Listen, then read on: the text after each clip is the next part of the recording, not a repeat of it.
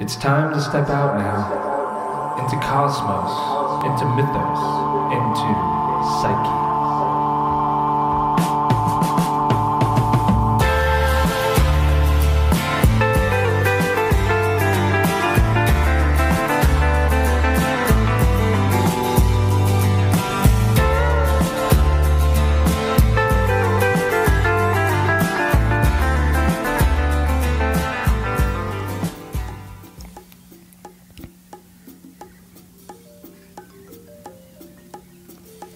Welcome back to the podcast.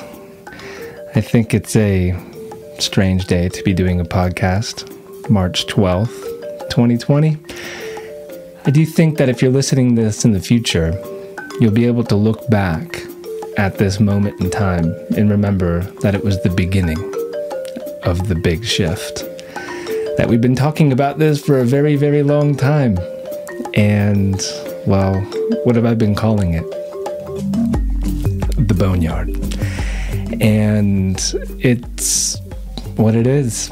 It's the virus, it's markets crashing. It is the beginning of the biggest shift I think any of us have ever seen in our lives. And this show, I thought I needed to get it out because Sajah is someone like myself who is very interested in helping, very interested in wholeness, very, very interested in plants and planets and how they can help us in more ways than just, say, taking an herbal formula to feel better. That we need to feel whole during this. We need to know our center. We need the ground state. We must not be afraid. Fear is the mind killer, and it's the cheapest room in the house. We do not want to inhabit that space. We want to, in all our engagements with this material and as our friends and family and everyone around us is kind of freaking out, we want to be the ones that are beacons of the center, of remembering that this is a process, that this is, in a way, all perfect. We have to have that perspective and to remain grounded, to remain healthy. And Sajah and I talk a lot about this in the show. We talk about the potentiality of a panacea, talk about herbs that you can take, things you can do during this great moment in time. And he also has this free astro-herbalism course that just got launched today. So if you're listening to this on the podcast app, I'm going to put a live link in it so you can click it and watch the course. And there's going to be 4 of them in the coming weeks. It's also on the front page of my website. It's also on the podcast page on my website as well, and I'll be posting these because I really want his information to get out to as many people. I really believe in what Sajah is doing. His book, Evolutionary Herbalism, is a must-have for anyone that's interested in plants and planets, and that's happening. So just make sure, like, if you resonate with where Sajah is coming from and you're interested in what he's doing, just go to my site, holstoheavens.com, and click on the banner, click on the link, and you'll be directed to the free content that just is getting released today. And so, yeah, if at any point during this podcast you feel better about everything that's going on, the Boneyard coming alive, please consider sharing some love through iTunes. You can leave stars or a review. Helps the overall morale of the podcast and the podcaster, but it also works on the algorithm so people can find this show that might need to listen to it. That's how these things work. And if you really want to support the podcast and be a part of a community of like-minded people, you can go to patreon.com/AdamSummer. And there's many different tier levels there. For example, as we're all trying to save money and figure out like what we need, like the likelihood of us not being able to leave the house for an extended period of time is very high. Well, for just $5, you can have over 100 hours plus of content through Parlor recordings, patron-only podcasts, all that kind of stuff. And at the higher tiers, there's even more. And it's a way of supporting this podcast and all my writing, but also getting quite hooked up in the process. And so just go to patreon.com/AdamSummer to do that. And that's really all I got right now. I'm finding it very hard to even sit up straight and do this podcast right now. It's a very overwhelming moment in our lives, and I know it is hitting all of us.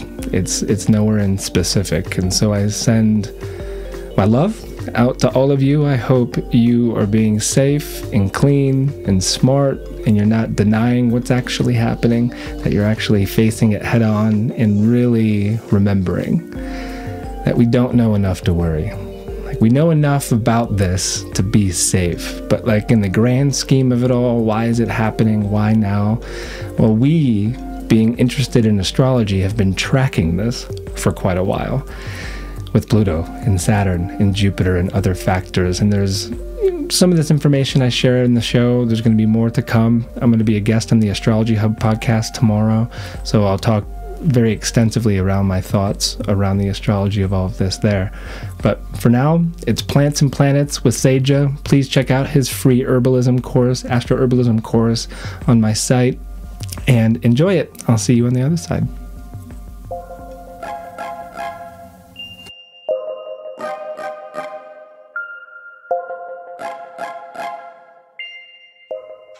Sajah, welcome back to the podcast. Thanks so much for having me again, Adam. It's really good to talk to you again. Yeah. What's new? It's been about a year, it seems.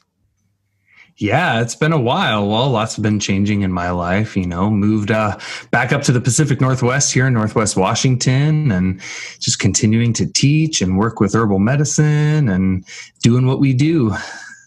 No way. So you don't live in Oregon anymore. You're in Washington. No, we actually moved back to the homeland. Yeah, up in the mountains. Feels good. Nice. And if I remember right, aren't you from Tacoma? I was actually born in Tacoma, yeah, but I kind of grew up in the suburbs between Tacoma and Seattle, but yeah, we're kind of up quite a bit further north now, up in around Mount Baker area. Really beautiful forests out here, mountains and rivers, and place feels like home. Yeah, no, it's incredible country up there. I spent, if this is rehashing a conversation we've already had, that's okay, but a couple years of my youth in Tacoma, like that was the first big move my parents put me through. I was born in Florida. Oh, no kidding. And then we drove across the country to Tacoma because my dad got a job there. And I remember loving it as a kid. And then my parents obviously didn't love it because we moved again. But I spent a couple years there. And then that's kind of where astrology began for me in Olympia. Yeah, that's where I got my first readings. That's where I started studying astrology. It's where I gave my first reading. Ah, yeah. Nice. The root. Yeah, Washington. That's great. Glad you made a new move, and you said you're going through some house renovations too. What's the transit that you attached to it? What's that? What's the transit you attached to the big move and the renovations of your home? It's hard to say, really. I mean, I think so much of it was really just based on this calling to reconnect with our home and the nature that's up here. And a lot of it was really like ecological. Southern Oregon was on fire big time for the last number of years. And it was just so intense being around all the fires down there. And it's just being far away from family. I mean, I would say fourth house stuff for sure. Home, family, all that stuff, just feeling really important. Yeah. Do you know what big transit you have in the fourth house? People always like attaching stories to transits. I have not been following my astrology super closely because life has been incredibly busy and I haven't been attending to my own personal chart as closely as I probably should be. So it's really hard to say. No worries. No worries. But I'm sure you're paying attention to the plants. Always paying attention to the plants. Yeah, that's good. Well, I have a quick story for you, Sage. I briefly told you about it, and I think you kind of misunderstood when I was saying that I found it in the Amazon. You thought it was like Amazon, the company. But I just, as my listeners know, I just did a Plants and Planets retreat in Tarapoto in Peru. And in the main house, one of the first books that kind of leapt off the shelf was your book, Evolutionary Herbalism. And I think we talked about this book last time because you were working on it, but now that it's out, I hadn't seen it. Yeah. And it's so beautiful. And then every time I was sitting next to the bookshelf, I'd flip it open and read in it.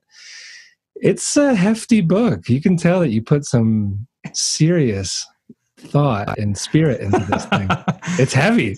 Oh man, it's dense. Yeah, the book was a lot of work, man. And I cut pretty much an entire whole other book out of it. I mean, I pulled another, that's like the condensed version. I mean, I think I had to cut 70,000 words out of it, and I was still over my word count, but North Atlantic was awesome and was able to publish it at the size that it was. But yeah, I thought that was so funny. You're like, hey, look what I found, in the Amazon, and I thought you meant like Amazon.com. And I was like, oh, cool. You got to copy my book on Amazon. Thanks, man. And you're like, no, like in the Amazon. I was like, oh, what?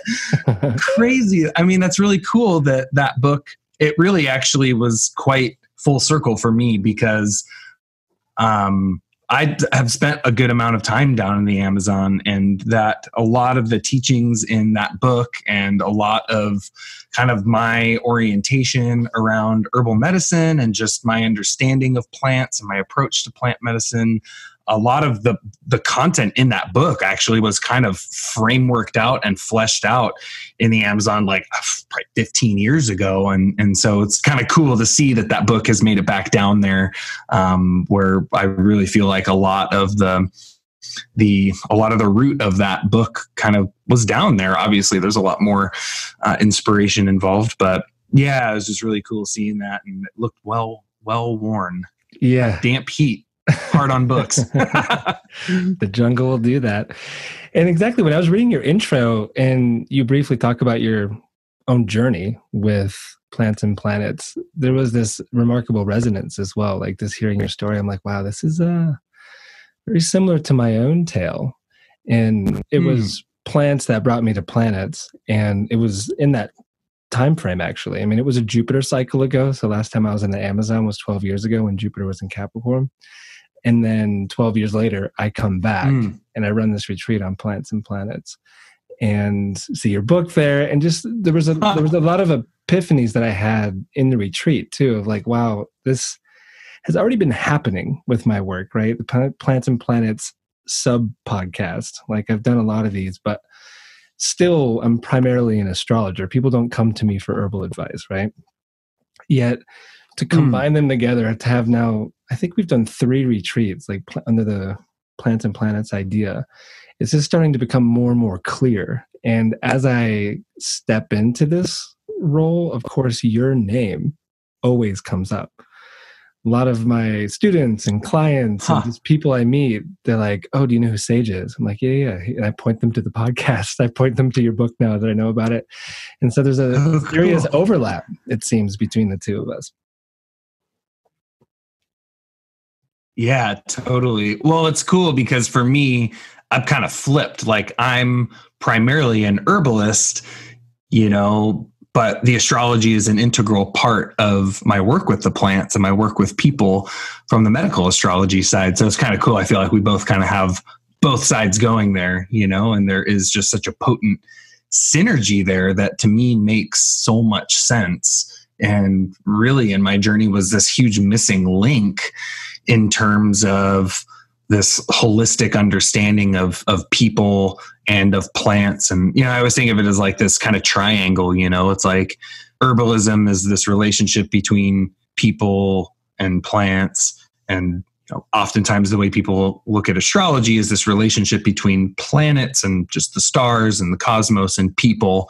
But then astro-herbalism is kind of like this synergy of triangulating those, right? Of people, plants, and planets, all the interrelatedness amongst them. And I think there's just some really powerful ways of seeing the world there, and a lot of potency in our ability to understand ourselves and understand nature and really understand how to help people. How to help people. That's right. And you seem quite devoted to this. I love it. And you relay in your teachings this idea from Paracelsus that just really ignites the imagination. It's a good one. The idea that plants are celestial planets and planets are celestial plants. That whole concept. I'm curious if you want to like kind of unpack that a little bit, see where it takes us.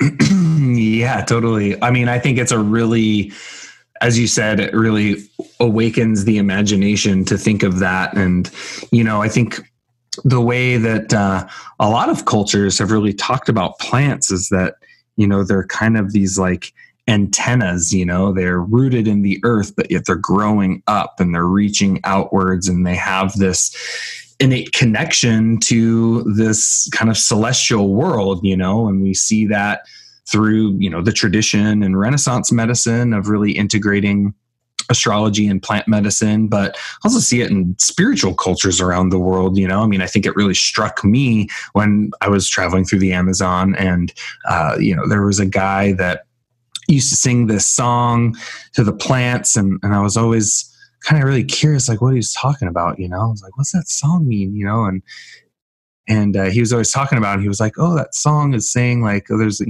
like the stars are shining up in the sky, and they're descending down, and they're hitting the water. And then that light from the stars traveling through the water and permeating into the earth and then up into the roots. And then it grows into a flower. And I was just remember being like, wow, like that's really beautiful. And yet here I am, halfway across the world from where there's this tradition, medical alchemy and medical astrology that at that time I was very acquainted with. And it was like confirming, things that Paracelsus said in like the early 1500s in Europe. And it was just the concept just made so much sense to me. And the truth of it makes so much sense to me. I think where, a lot of people can be very skeptical of like, oh, like astrology and herbs, like how does a plant connect to a planet? Like that doesn't, like where's the dotted line there? Like how exactly does that work? And I think the more that we come to understand the qualities and characteristics of planetary powers, and we come to look at qualities and characteristics within medicinal plants, it becomes very clear that there's, what Paracelsus would say is a sympathy between the two. There's a connection, there's a similarity amongst those qualities and characteristics. And so he says, that plants are terrestrial embodiments of these celestial forces. And, the way the way I think a lot of people tend to write about it, and the way I've read about it a lot, and especially amongst more esoteric traditions of the West and alchemy and things like that, is, they say a plant corresponds to a planet. Like, oh, this plant is kind of related to this planet, or sympathetic, like they're vibrating at the same wavelength. But, the way I've kind of come to see it myself through my experience, both within working with plants and planets and alchemical medicines, but also just clinically working with it in this way, is to me, these plants aren't just like related to the planets, but they're literally like vehicles through which we can have a direct connection to these archetypal forces, that the plants actually form this bridge between the human organism and these planetary powers. And that really is a lot of the premise behind alchemical medicine, spagyric medicines, that where the plants are really planted and harvested and prepared, and specific medicines are made to concentrate that planetary energy. And so when you take those types of medicines, it's like you're directly activating those planetary archetypes within your body, within your heart, within your mind, within your spirit, and healing that. It's like, I think we all have all the archetypes within us, right? But some of those archetypes we're in harmony with, and we embody, the positive, good virtues of that archetype. And other ones maybe are a little rougher, right? Like maybe we express more of the shadow side of that archetype, or maybe we have trauma around that archetype, and there's something inside of us that we need to heal. We need to come into a good relationship and embodiment and expression of that quality of life. And so to me, this connection between plants and planets is this really incredible approach and model for healing ourselves on this archetypal level, and really taking our trauma and turning it into our transformation. And I think that can take place on a physical level, as well as more energetic levels, and even on that spiritual level as well. So that's kind of some of the thoughts that come to mind when you're talking about plants being terrestrial embodiments of planets and planets being celestial embodiments of plants. I think the root of it is healing, And when I think of an herbalist, what does an herbalist do? Well, they're healing, and even an astrologer, I think there's lots of different ways that astrology can be practiced, but I think when we really think of why does someone go to an astrologer? Well, oftentimes it's because they're seeking guidance. They're seeking, knowledge about themselves. They want to grow within themselves, or they have a decision they need to make, and they're trying to consult someone that has an understanding of this language and pattern of nature. And I think ultimately a lot of astrologers now are really focusing a lot on, supporting their clients to become the best versions of themselves. And I think there's an incredibly powerful tool there amongst astrologers too. So to me, I think and I think we all come here to heal. It's like we all have so much healing work to do on ourselves. I just feel like that is another way that I see that connection, is that whether an astrologer or an herbalist or both, I think we're both really focused on just helping people and making a positive impact. It's true. It's true. And the door is open. What you just did there, I think people are interested. They're like, okay, what's happening? This is great. Plants and planets. The only thing that's different is an E, right? Linguistically speaking. Exactly. Exactly. Well, I always say that too. It's like, that was when the epiphany hit me, I was like in my early 20s, and I was journaling and writing and reflecting, and I looked down, and all of a sudden those two words were right next to each other, like plant, planet. And I was like, wait a minute, it just hit me. And the etymology, I was like, that's the same root. It's the same root word here. There's got to be a connection. So it's funny to do that. It's only an E of a difference, Just an E. And yeah, that song you mentioned that your friend down in the Amazon was singing, and that description of how it works, it's amazing. And when I see a quote like that, the angle that kind of opens up in my own mind's eye is how plants capture the light, right? And light is, essentially that's what Jyotish means. It's the science of light. Astrology is the study of light and time.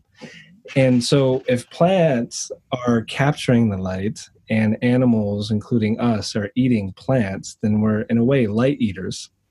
And the frequency then of, say, planet, the plant, we're consuming it. And so it's entering our cells. We are becoming what we eat. We're eating planets.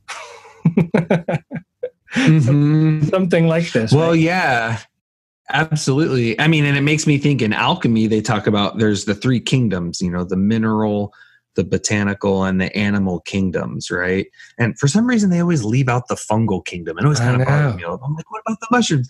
I'm like, it's more of a 4-element model in the kingdoms, It's like, we got to remember the mushrooms are really important.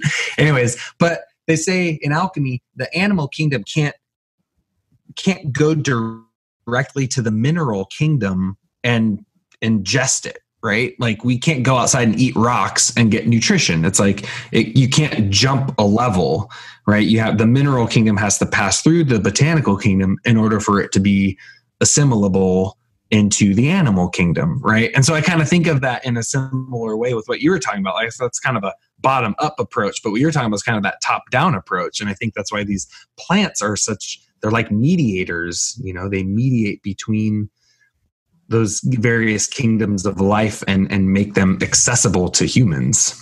Indeed. I like it. And so with all this said, like we're, speaking in the language of archetypes as well. And Rick Tarnas talks about archetypal multivalence. It's how, say, Mars is nettles, is red, is the tip of a spear, is infection, right? Mm-hmm. And there's this multivalence. But the thing I also have become very much focused on in the last few years is not forgetting the God element, right? Like we're studying plants, we're studying planets, but also these planets are named after gods, and it's not just a coincidence. I think there's this mythic leap as well that is occurring that is super important, right? It's like through these plants and planets, we actually, they themselves are universities, but I think within those universities, we discover gods. We discover inhabitants, spirits that are within these domains. And I'm just really curious that, like, in this moment in time, like, here's my clever way of sneaking it in, that, like, there's the idea that wherever there is sickness, there's also medicine. And so we're talking in early March of 2020, and it's the very beginning of coronavirus. And so with that idea, like wherever there is sickness, there's medicine, and working with this wild idea of plants and planets, how can this concept, this relationship help us? And what suggestions are you giving your patients, your family, your friends? What's your angle on this, Sajah? Yeah, it's a big question. There's a lot there. I really like that term. To backtrack a little bit, what was that? Multivalence? What was that term? Archetypal multivalence. Yeah, Rick Tarnas uses it. Cool. Yeah, that's a cool phrase. It's very similar to what the alchemists would refer to as like chains of correspondence. Yeah. The old alchemical text, the Golden Chain of Homer, that term reminds me of.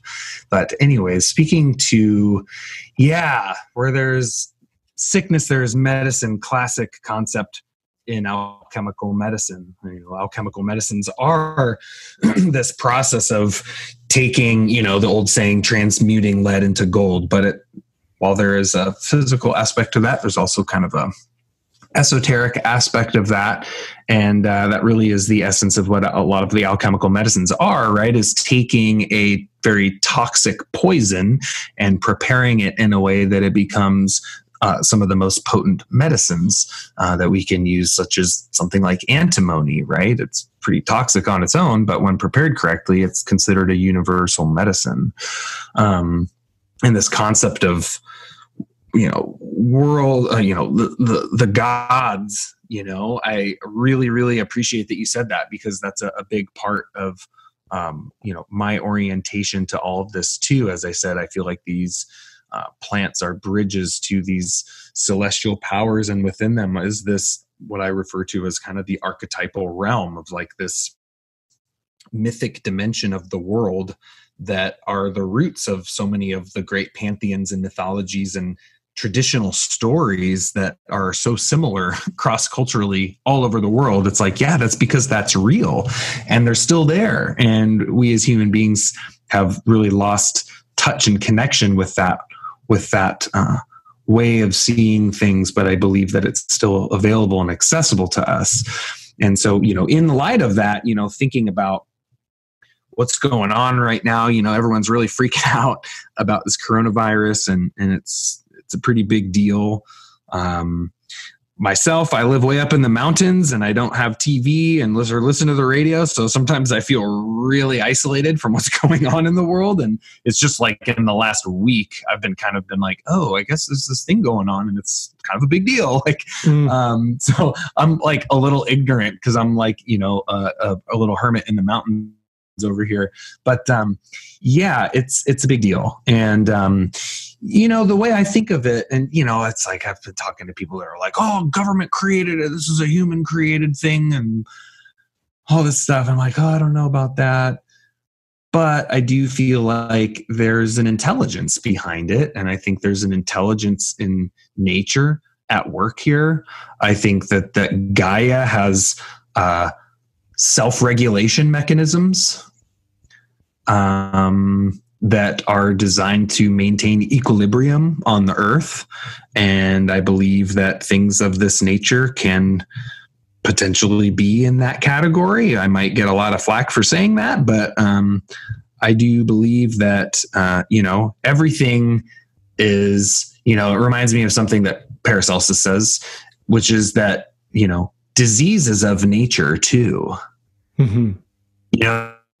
We like to think of like, health is nature, but disease is like this aberration from what's normal or what should be. It's like, no, disease is of nature too. And everything in life has this balance of light and dark and day and night. And right, there's that core kind of principle of balance that has to be present. And so, really seeing this as, I think it being kind of a self-regulation mechanism potentially. And it's really unfortunate that so many people are getting really, really sick and dying from this.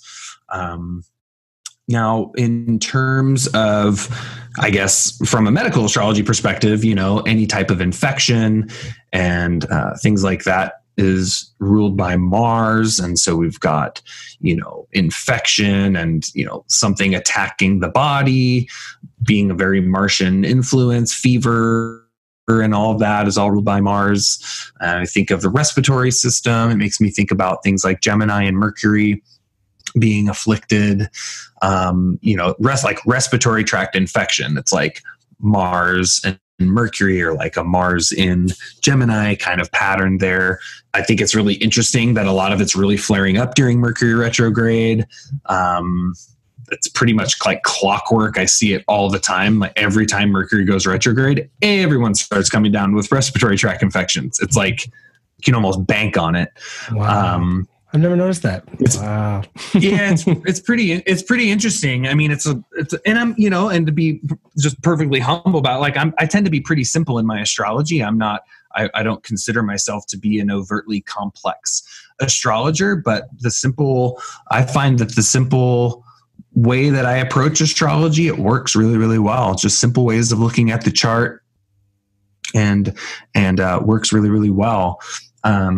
But it is really interesting the way I've noticed Mercury retrograde being pretty darn closely tied to outbreaks of respiratory tract infections. Now, from an herbal perspective, the one herb that's been coming, now I haven't had a chance to treat anyone with coronavirus, but the one herb that is, I think, one of the most important remedies that people should really be looking towards right now is Lamatium dissectum.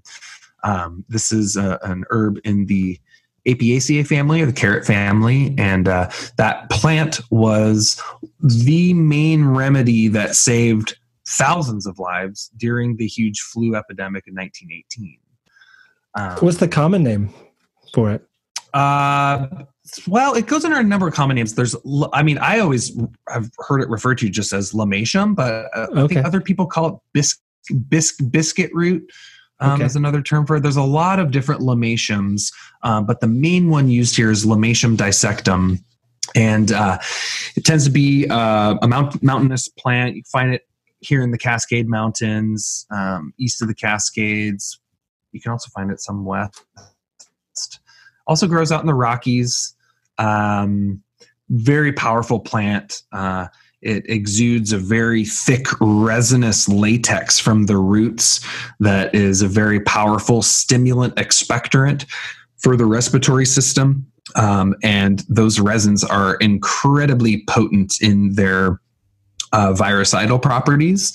And I know you're familiar with OSHA. It's a relative of OSHA. So Lamatium and OSHA, similar properties. I find Lamatium digs deeper into the lungs, whereas OSHA gets in there, but it not quite as deep as Lamatium, and they combine very, very well together. Of course, OSHA is a very also excellent stimulant expectorant, helping with the respiratory system, removing phlegm and mucus, coughing, things like that.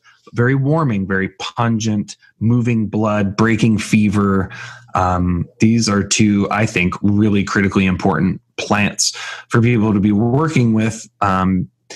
And I would also add to that licorice, good old licorice root is also just an incredible moistening expectorant. So that's the thing with limatium and osha, is that if people start taking a lot of those herbs all by themselves, a wet cough can turn into a dry cough real quick, right? And I think that's critically important when we're working with herbal medicines. It's easy to be, these herbs are antiviral and this is a viral infection, so people start taking them a bunch. But if you have a dry cough, those herbs are really drying, and so it can actually make the cough worse. And so that's where an herb like licorice comes in, to moisten the respiratory tract and balance the drying property of those stimulant expectorants. And of course, licorice is a great virucidal plant as well. So those three herbs together, I think, is a really great kind of base formula that could be used to treat these really strong respiratory route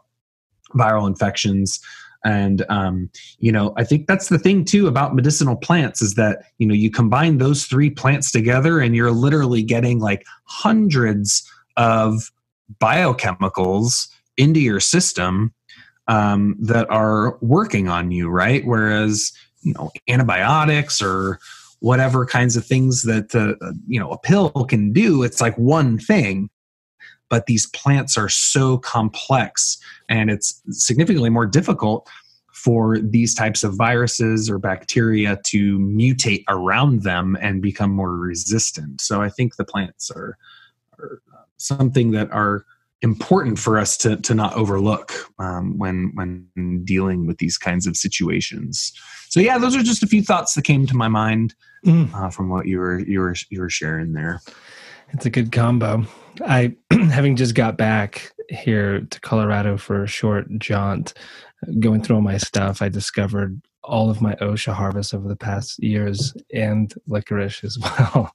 And so nice. My plan for sure is to make some heavy decoctions, have them ready for people. I'm making a lot of fire cider as well. And just really working on too, because like with these plants that you mentioned, like you were using the example of like, okay, the part of the body this virus seems to really go and attack is the lungs. And so you have Mars as the attack and Mercury as, of course, that part of the body. And then these three plants, like that archetypal multivalence we were talking about, help to fortify this area of the body. And then there's also the spiritual element where it's, to me, like the causal or astral realms of things is very much where we meet the gods and the planets, right? And you were commenting on how Mercury retrograde common, and I'm definitely going to be watching that, by the way, moving forward for respiratory stuff. I want to see that correlation.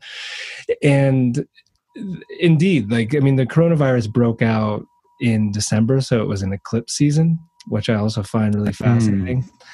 But it started to rev up as far as like the panic and the overwhelm and the news, etc. once this particular Mercury retrograde in the cycle began, which the cycle technically began on the 26th, and that was the first confirmed case in the US. So that is fascinating. But the main thing in the sky I'm tracking, which is, it basically guarantees that this is not getting better anytime soon, is Mars. Yeah. Because Mars is now in Capricorn, moving towards all of the big hitters in the boneyard. And that's what I've been calling this Capricorn stellium lovingly, the boneyard. And so the first visit is Jupiter very soon, and then Saturn, and then Pluto. Like that's all coming in the coming weeks. And as we've seen in Italy and also China, that this is exponential. And what really worries me, Sajah, is that so many people I talk to, they just brush it off. I mean, 3 different friends of mine I talked to today all said kind of the same thing. They're like, I'm not worried about no flu. Like, of course I'm flying to California. Of course I'm doing this. Of course, whatever. That concerns me because they're just coming to their own conclusion about this thing. And they think, oh, it's a government ploy. Even if it is, like, not getting conspiratorial, it's a virus. And it is very easily spread and it is killing people. And so just to be conscious about your fellow brothers and sisters, that like if you are sloughing off the severity of this situation as Mars comes closer to these big hitters, and you're just not paying attention, I think that's really, it's out of integrity. It's lazy. It's selfish. Yeah. It's very important to take this seriously. And I've been actually getting flack for taking it seriously. It's like, you guys, like, please just, and I have like these links set up now on my computer. Just watch this, just read this, please. Like, it's important, right? So anyway, like that's the astrology piece of it. And my meta point is around fear, because pandemonium, panic, like these words are rooted in Pan, right? Like the mythology of Pan, and also Pan being the signature of Capricorn. And so there's something really interesting around this. Like the markets are crashing and people are dying and getting this thing, and people are freaking out. And as you know, like when you're anxious or when you're full of fear, your immunity tanks and you become more susceptible to invasion. And so like managing, it's the simplest thing. You have two choices in life, love or fear. It's really that simple. And so in working with this, it's like, well, what can you do? Like maybe get these herbs that you have recommended, maybe staying away from things that weaken your immune system, late nights, drugs and alcohol, smoking weird things, like just being in your center and just trying your best to manage the fear, because the fear is what I think the media does like to propagate.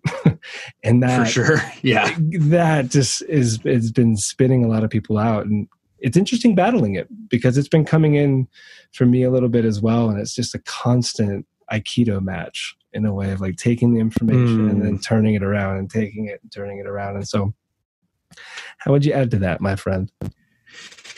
Yeah, well, I mean, I think it's really important, and everything you're talking about is like this whole Mars thing, right? Is like what happens when you're in a state of fear. That's stress response. That's adrenals. That's cortisol. That's stimulation of your nervous system. That's Mars, and when that goes up, immunity goes down, and immunity is also ruled by Mars. So it's kind of, I always talk about the teeter-totter of Mars, where it's like, stress, anxiety, nervousness, the adrenals, all that stress response. When it goes up, immunity goes down. When it goes down, immunity goes up. So I think, it's fear has its place, but we want to not let it control us, and get too caught in a bind with it or get too overwhelmed by it, because then that's just going to make us more susceptible and weaken our constitution. And I think that's really important during these times when things like this is happening. Absolutely what you're talking about is this is where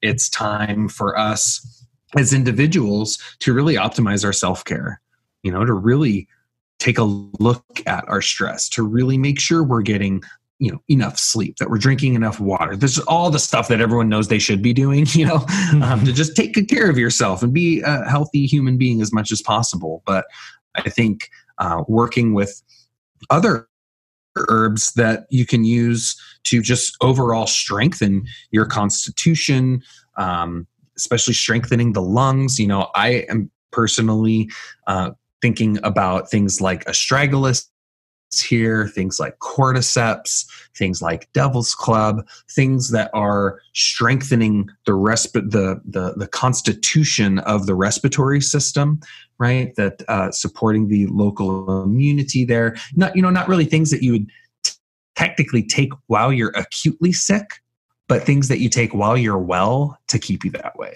Mm-hmm. And I think that's where herbalism is so incredible here, right? Is that you can work with herbs that will directly, help to replenish and rejuvenate your system, that keep you healthy, so you don't get sick. And that's how Chinese medicine was practiced for a long time, right? Is that you went to the doctor and you paid them to keep you healthy. And as soon as you got sick, they treated you for free until you were well, right? And I think that's a kind of an interesting approach to medicine, right? It's a system of medicine based on keeping people healthy rather than a system of medicine based on people getting sick. Yeah, and creating entire businesses around people getting sick. Oh, yeah. That's a whole paradigm shift right there, right? That's our model of medicine is based on keeping people healthy versus our model of medicine is based on treating people that are sick. Yeah. It's a whole different approach. The whole Mars Capricorn thing has been pretty top of mind for me too. And I know there's a lot of nodal stuff going on there too. That's pretty big. One thing that I think is really interesting is that relationship between Gemini, Capricorn, right? That would be 150 degrees away. Right. So that forming, so the inconjunct. My teacher, Judith Hill, on medical astrology says that is the number one biggest health aspect for disease. It's wired in the chart. Yeah, exactly. It's that ascendant sixth house kind of connection there, right? It's health, our constitution, the rising sign, our constitution. And then sixth house, like how we live our daily life in a way that is going to generate our state of health and well-being, right? Because so much of our health and well-being is what you do every day, right? Like sixth house, like daily work, daily flow. And so, and she says, especially with Mars, she said Mars making that 150 degree is a major indicator for health problems. So we're seeing that on a pretty big level here, right?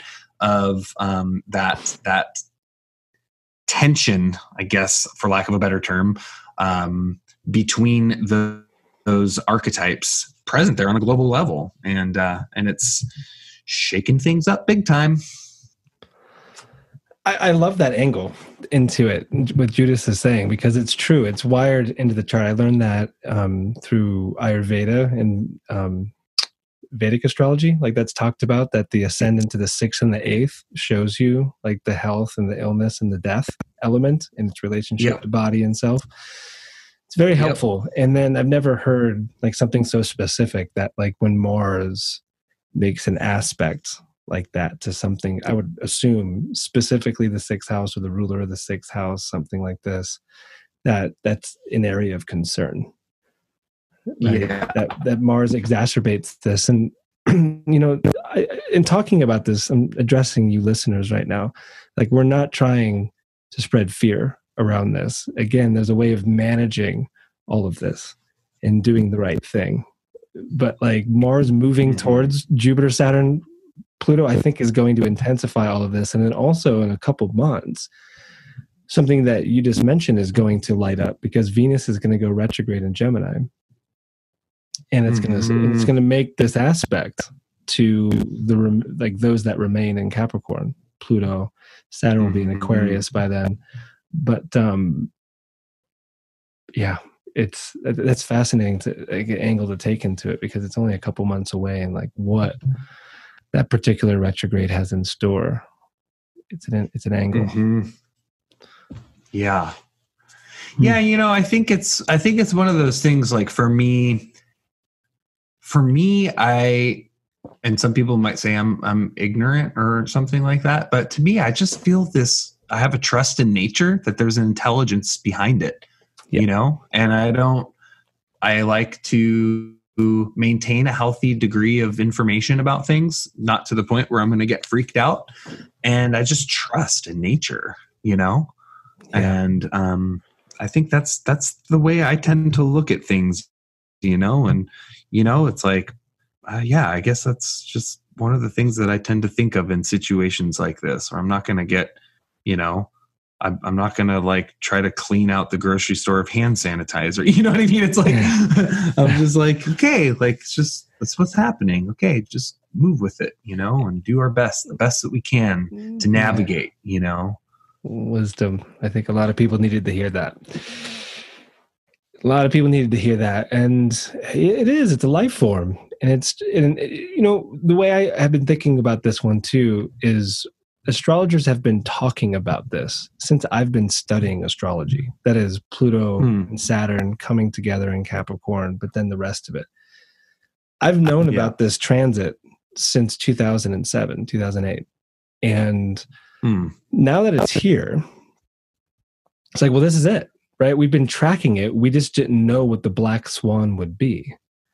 And so it seems the black swan is the coronavirus, but also the markets are crashing. Is it because of the coronavirus? Is it something else? I mean, it's all happening at once. But like, again, we've known about this as astrologers for some time. And so now that it's here, it's like, well, I think the main preparation that we should have been working on all along is not taking or getting as much hand sanitizer and TP as possible, but like preparing the heart and perspective on all of this. And it's working through it. And I'll tell you this, that when we were in Peru, like I intentionally did this retreat around the exact conjunction of Pluto and Saturn, because I wanted to know the true name of the two of them, of really the whole boneyard. And so every day we focused on a different part of this lineup in Capricorn, and we did classes on it, we did ceremonies around it, and we got pretty clear about what all of this was. And it was just a really remarkable experience to have the personal stories, the dreams, the catharsis, all of that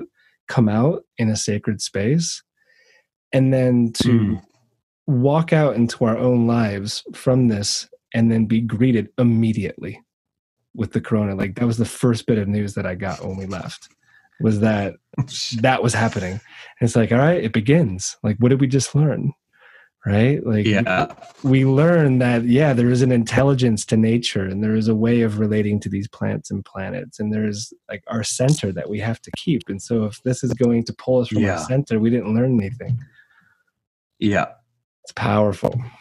We're the storytellers. Mm-hmm.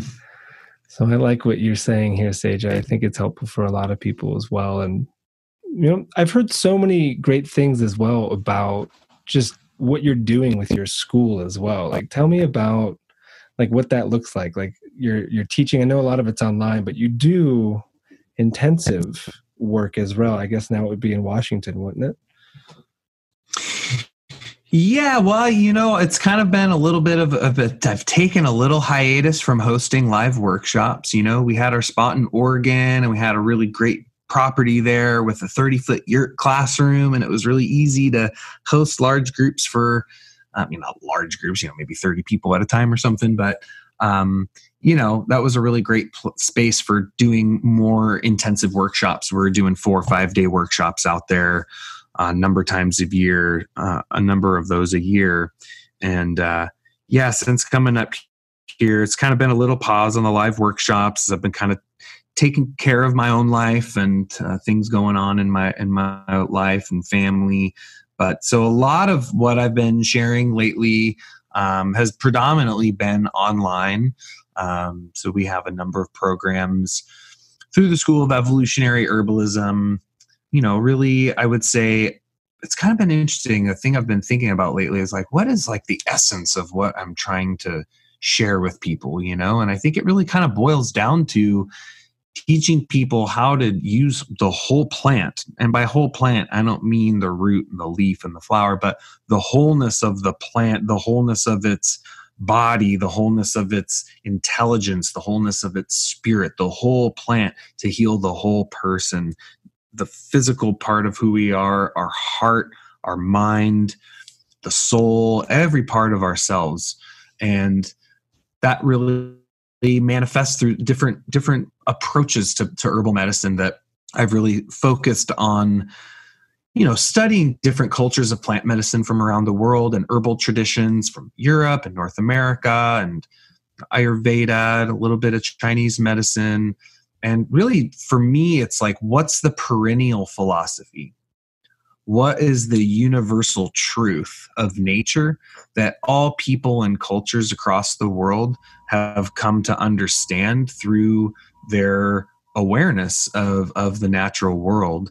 And to me, I've kind of always considered myself a seeker of that truth. What is the truth of nature, and what is the truth of a human being? What is the truth of a plant? What is the truth of healing? What are the universal principles that we see amongst these things everywhere? And the School of Evolutionary Herbalism really is the result of my travels and studies and research and experience in working with plants in this way. And a big part of that is traditional Western herbalism. A big part of that is clinical work. A big part of that is Ayurveda. A big part of that is medical astrology and alchemy and spagyrics. So that is really kind of what I'm drawing from mostly in my teachings.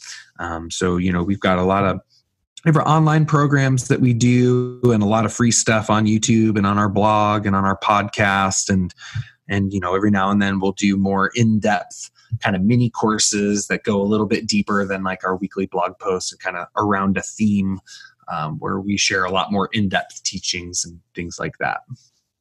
Busy. Online and busy from your hermitage. Yeah. Yeah. Nice. No, I love it. And what does this next program look like? Is it the same one kind of you teach every year, or what's different about this year?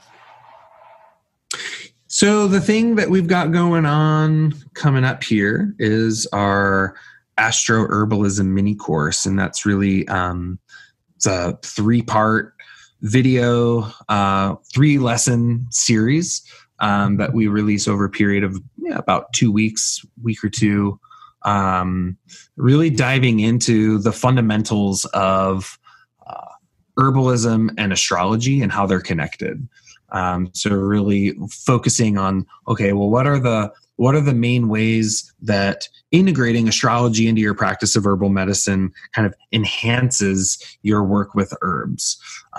Looking at, everything from therapeutics to medicine making, to plant classification, to preventative measures like preventing disease, understanding the relationship between physical, psychological, and spiritual illness and health.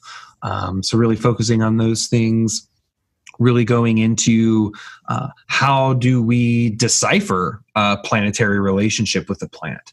This is one thing that bothered me for a really long time. It was like, there's not a whole lot of information out there about the connection between astrology and herbalism, and B, a lot of the information that is out there is very short, brief descriptions, and then really big laundry lists of here's all the herbs ruled by Saturn, and here's all the herbs ruled by Mars. And I was like, well, why? Like, no one explains why. Like, how are they coming up with all of this?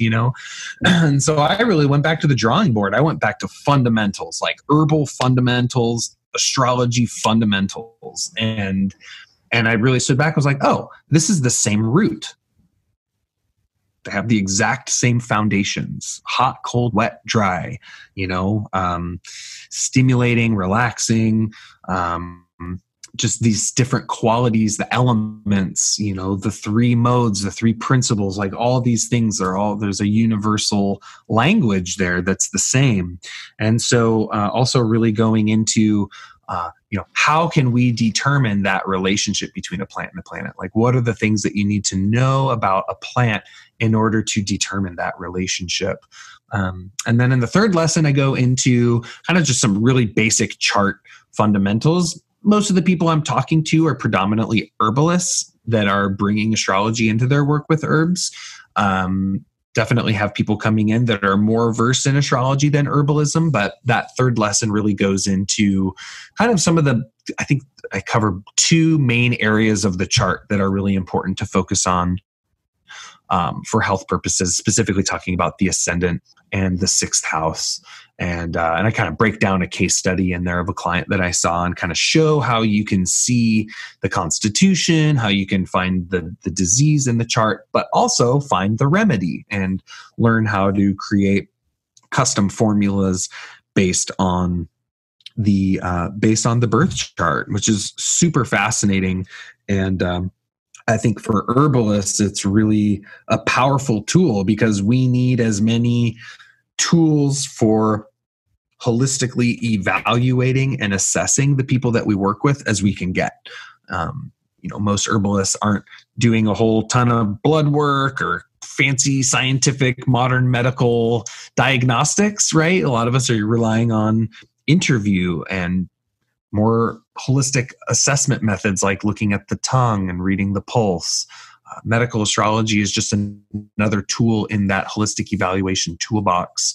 But it also becomes a very invaluable tool for classifying and understanding our medicines. And so that's really a lot of what the astro-herbalism mini course is all about is just sharing teachings on how kind of what the connective tissue looks like between clinical herbalism and medical astrology, and how they really benefit one another. Because that, for me, like when I was getting into astrology, I actually felt really stupid.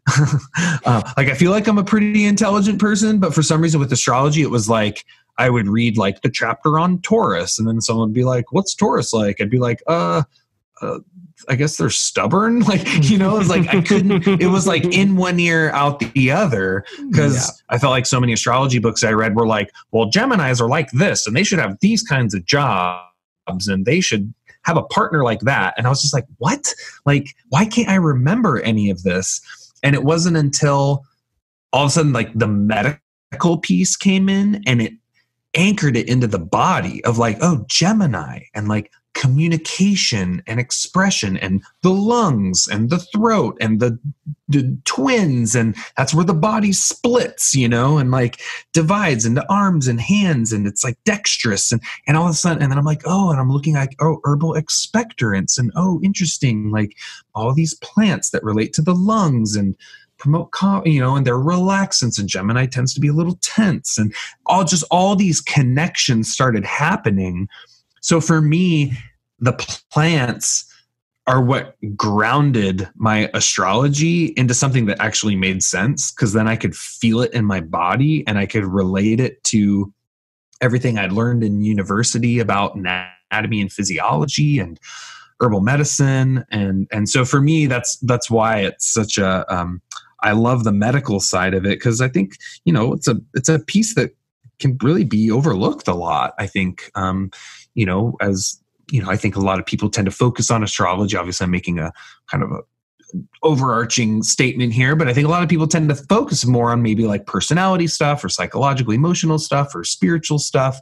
And I think sometimes the physical reflections of it can sometimes be overlooked, and it's really, really powerful in the way that it can give us a lot of insight into how our bodies are put together and how we can keep ourselves healthy and strong and vital physically, mentally, emotionally, and spiritually.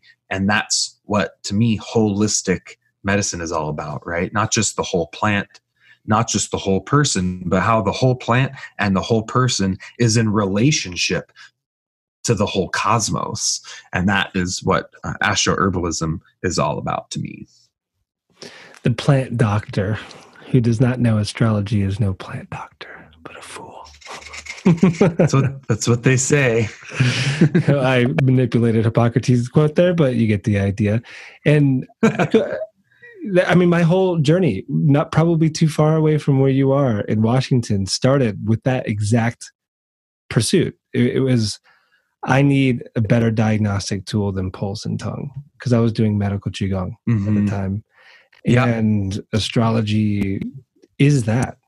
It really is. It does that. And I mean, everything you said so eloquently is right, that it is very challenging for people to learn the language of astrology in the beginning, because it's so much of it is attempting to ground the ineffable. It's like every astrology book is only touching on an element. We can call it an archetype, we can call it the god, but everything is fleeting. Like astrology shows us that everything is moving, everything is light, and it's passing. And so the moment you try to capture something like the sun in Taurus, it's different every single moment.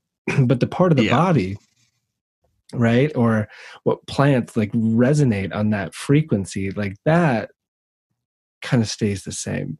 And then you bring in tone and sound and song and story, and then the whole archetypal multivalence, the whole rainbow, in a way, comes together, and you're like, all right, that's what you're talking about with holistic medicine. And I must say, this book, I'm very happy that it's in my hand right now, and I'm going to go deeper into it, because it seems that you've really captured a lot of these ideas in the written word, Sajah. So I recommend it for everyone listening to this. Get this book, watch the free classes. The link will be in the description on the podcast, on my site. It'll be everywhere, so that you can watch these videos that Sajah is about to do. And then you have a bigger course too, right? Like after the free videos? Yes. Yeah. So we have that whole free course available. And then we do have kind of the full astro-herbalism course, which is significantly larger than just 3 videos. Yeah, it's really digging into a lot of detail on herbalism, astrology, and then really digging into each planet, each sign, and looking at, okay, how does this, for example, kind of the general framework that I use is looking at a planet, for example. Well, we'll look at that planet and its reflections in people. And we want to look at it on kind of the soul level, kind of what is that planet's, I kind of think of it as like its evolutionary function. Like how does that archetype serve to help our soul to grow and evolve and develop?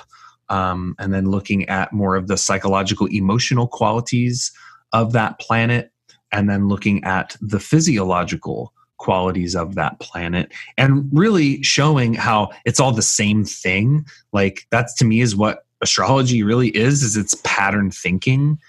It's just a way of seeing things where you see connections and relationships. So a lot of the way I like to focus on it is really, what is the essence of this archetype, and how is that singular essence reflecting on a soul, a psychological, and a physiological level? And then we really shift into plants as well and kind of do the same thing, right? What are the different qualities and characteristics within plants that relate to that planet? So looking at herbal actions, looking at their energetics, looking at their medicinal properties, even going into some of their chemistry, looking at their psycho-spiritual properties, etc. And really the goal of the course is painting this picture for how we can understand people and plants through the lens of astrology, and then ultimately building a practice, right? Building the capacity to help people through that integration. And whether that's an astrologer starting to incorporate medicinal plants into their work with astrology, or whether that's an herbalist starting to incorporate astrology into their work with plants, regardless, I really built the course for both in mind, because I think both are doing the same thing, just from a slightly different orientation. When we bring them together, it's incredibly powerful. And it just never ceases to amaze me how the ripple effect of that course, we've had a lot of students go through it over the last, probably 7 years now.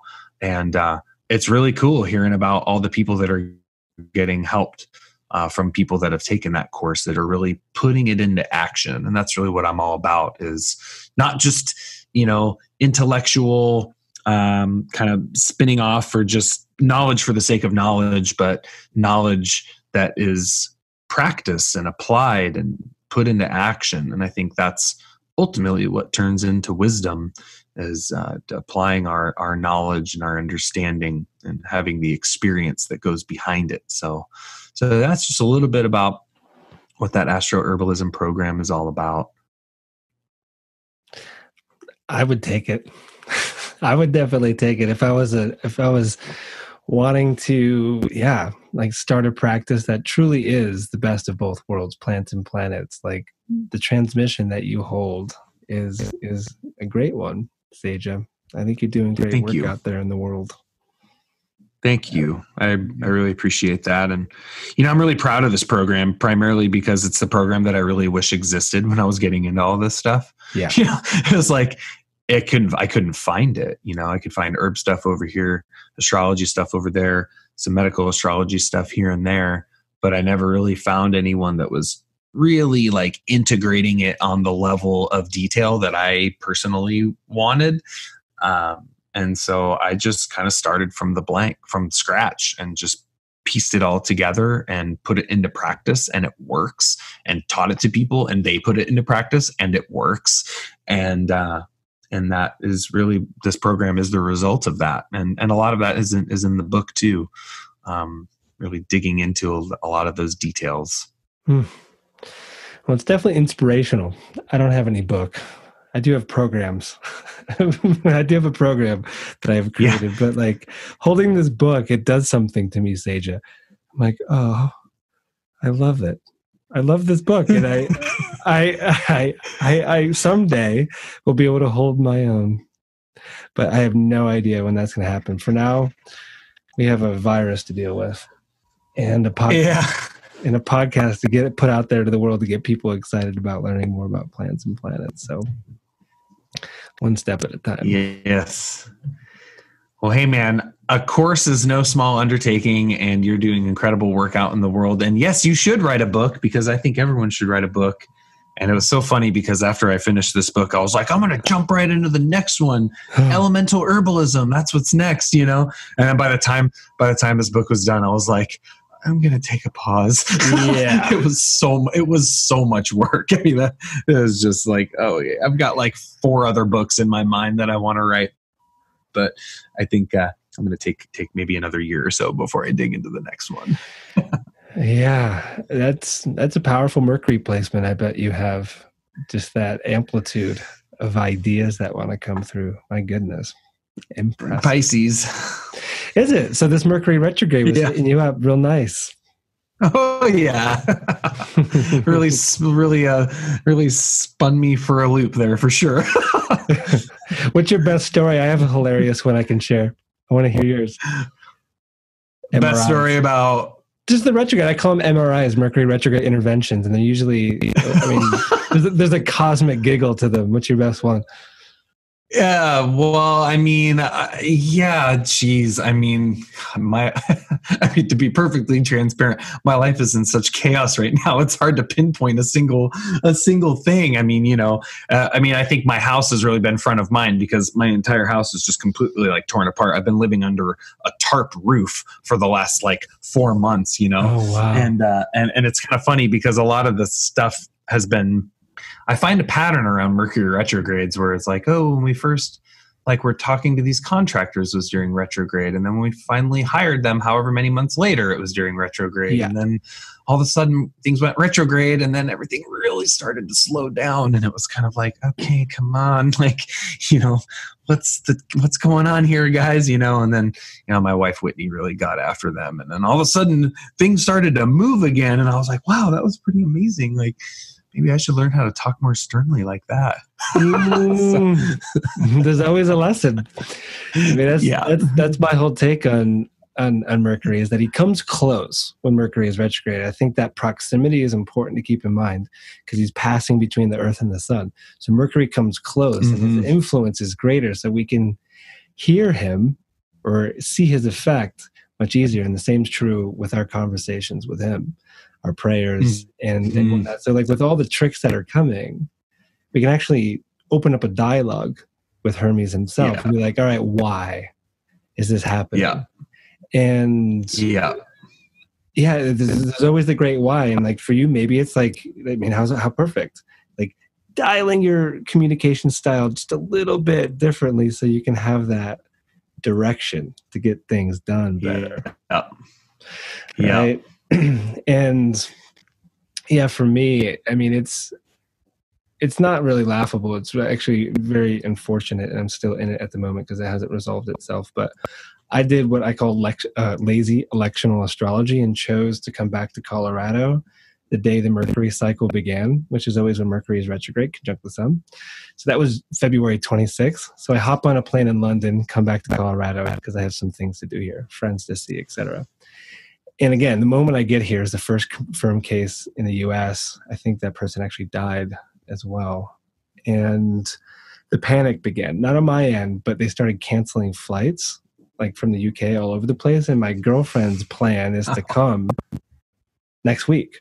So I came first, and then she's supposed to come. But at this point, like, we have no idea if she's even going to be able to fly here because of this. Oh. And there's the moral dilemma of like, well, even if I do fly, then I might get stuck there. And what about my family? You know, like her mom, right. Everyone else. Like, there's just like this huge thing. And the whole cycle began on my descendant. Like right smack on my descendant is where it happened in Pisces. And so it's just, I trust Mercury because even though I did this lazy electional idea of like, okay, I'm going to fly here and now this is happening, like the whole process has an intelligence to it. Just like the Earth has an intelligence with this virus. There's something going on. I just haven't figured out what the deeper lesson is yet. I'm asking for it. It's like, what is it? Because there's other hilarious things happening side by side to it. And yeah, he's a trickster. That is for sure. Well, you did that day after my birthday. Really? Your birthday's the 25th? Yeah, 25th. Yep. Oh, very good. Very good. So how close is your Mercury to your sun, Sajah? I'm curious. Just as a final question for you. Oh man, I am so bad at memorizing like degrees and stuff. I can't recall the degrees off of the top of my head. Like I said, all the astrologers out there are probably cringing, but we'll look at your chart together someday. That would be awesome. Yeah. But I can't recall the degrees. I know they're not that far away from each other, but I can't recall. Yeah, no worries.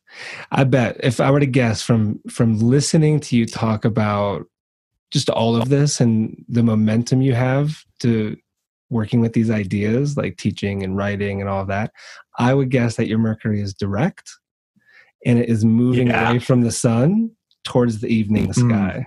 I think that it's moving super fast because it moves really quickly when it's on the other side of the sun. It's moving really fast towards the evening sky. It might even be in the evening sky. That's my bet. And we can follow up on that after the conversation. That'd be cool. Nice. Well, Sajah, it's always a pleasure. I hope that a bunch of people click the link in the show notes and also on my site so they can get this astro-herbalism in their heads. I think it can only benefit their astrology practice or herbalism practice. And so thank you so much, man, for doing the work that you do in the world. I really appreciate it. Thanks so much for having me back on the show, Adam. I really appreciate it. You're welcome. Stay safe out there. And of course, clean. And we'll talk soon. You too. Bye. Well, I hope you enjoyed that conversation. I hope it was helpful, inspiring for this current state of affairs here. That music in the background and also the music that brought us in to the conversation is the history of color. I have no idea about the origin of this crew, but I definitely enjoy their tunes.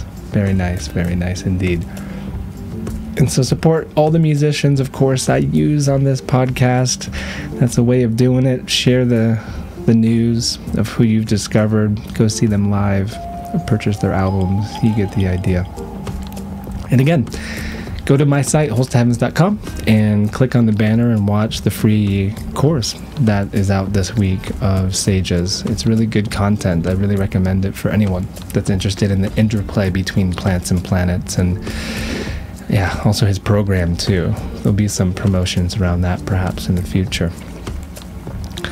This podcast is brought to you by Solar Fire. I suppose a great thing to have if we're not going to be able to leave the house in the coming weeks here. Just to look up all the transits, make a database of all your friends and family and ex-lovers and start studying charts. It's a great program. And I think the program to have if you're serious about astrology. So use promo code SOMA on their site, which is alabe.com, and you'll get 15% off of Solar Fire. This show is also brought to you by Four Sigmatic. I kid you not, I was just at the grocery store, and aside from all the toilet paper and hand sanitizer and many other things being gone in the chaos in the air, what was also missing from the shelves were all of the Four Sigmatic products, and for good reason, because people want to get these medicinal mushrooms in their system. And for those in the know, there's hardly anything better. There are plants, of course, that are equivalent, but some of these mushrooms are truly remarkable in how they build up our immunity and make us strong to face what nature is throwing at us, basically. And so if you go to foursigmatic.com and use promo code SOMA for any of their products, you'll get 10% off. And I recommend their reishi and their cordyceps products. Get it in the coffee, get it in the elixir format. They even have a protein powder out now that has a lot of the different mushrooms in it.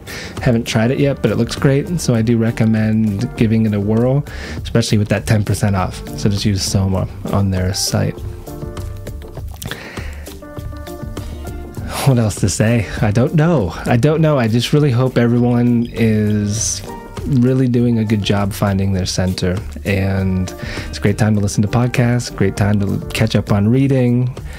Not a great time for a lot of other things, I'm afraid. It's begun. Like, this is what a lot of us have been talking about for a very long time. And it's begun. And this track that I want to leave you with is a new one from Trevor Hall. Well, it's not a new song, but the recording is, because it's a live take that actually tells the story of his song Bowl of Light. And it's a Hawaiian story, and I think it's a really appropriate story for times like these. And that's a song I'm going to leave you with. I also want to say this: if anyone's called to going deep with astrology during this time, if you want to get a reading, seeing how this is all showing up in your life, I am willing to offer half price to everyone listening to this if you want to do a session, because it's looking that way for me. I'm not making it back home anytime soon. I'm stuck in this Airbnb, and yeah, how to fill my time, but to be of service to all of you and giving readings. So reach out to me, go to holstheavens.com to sign up for it, and that will work itself out, I suppose. As you can tell, it's affecting me in a big way. So I really hope everyone's doing good, and here is Trevor with Bowl of Light. I'll talk to you all soon enough with my solo show, the final one actually of the Boneyard series, which is nearly complete and ready to be shared with all of you on Jupiter. So until then, be well, be kind, be clean, and I'll see you soon. Thank you again for listening to the podcast. Sorry I wasn't able to share the song. YouTube is a bit more strict than the podcast apps. So if you'd like to listen to the whole show, go over to Spotify, the podcast app, SoundCloud, or really wherever podcasts are found. This is Tree Theater. Ciao.